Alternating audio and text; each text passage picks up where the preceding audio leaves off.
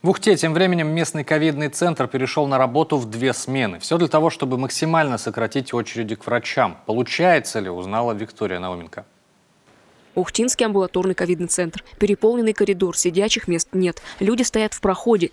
Такая картина здесь теперь изо дня в день. В очередях преимущественно пациенты, пришедшие на повторный прием. С первичным проблем не возникает. Там внутри большие очереди? Приличные. Где я был, там без очереди практически. По записи. Нормально все. Ну, большие, но мы по записи, мы недолго были. А кто сидит в очереди, не знаю. Записаться на прием в Ухтинский амбулаторный ковидный центр сейчас можно даже в выходные. Как раз в субботу и воскресенье очередей нет. В субботу была на приеме 5-го, очередей не было. Спокойненько прошла минут за 10. А сейчас полные коридоры все. Между тем, центр работает в усиленном режиме в 2 смены, принимая в среднем 1000 пациентов в день. С понедельника по пятницу с 8 утра до 8 вечера, в субботу и воскресенье с 8 утра до 6. Накануне штат центра пополнили врачами из 2-й поликлиники. Первичный прием пациентов с симптомами ОРВИ и подозрением на COVID-19 ведут все медицинских работников. Кроме того, 2 фельдшера неотложной помощи выезжают на дом. Но проблема кадрового дефицита остается.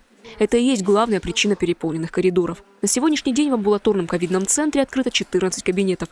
Врачи работают с нагрузкой в разы превышающей нормы. Но медики сами регулярно заболевают. Ежедневно где-то у нас выходит на листание трудоспособности и по одному врачу. Но мы оперативно заменяем их, привлекаем уже врачей узких специалистов. Вот на сегодняшний день у нас уже там работают врач-эндокринолог, врач-рентгенолог, врач УЗИ, полностью переведены врачи-терапевты отделения медицинской профилактики туда на работу.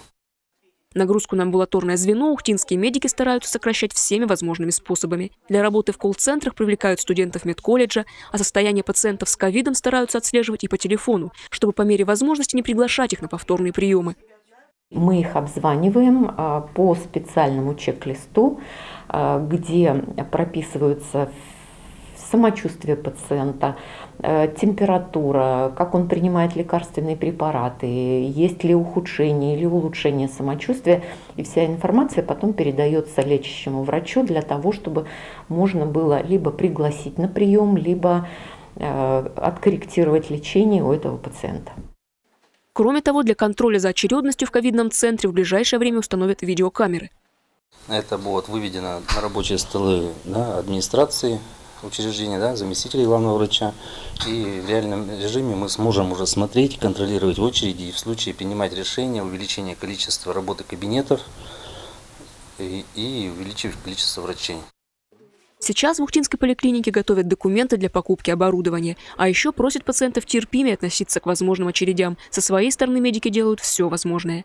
Виктория Науменко, Павел Лагутин, телеканал Юрган, Ухта.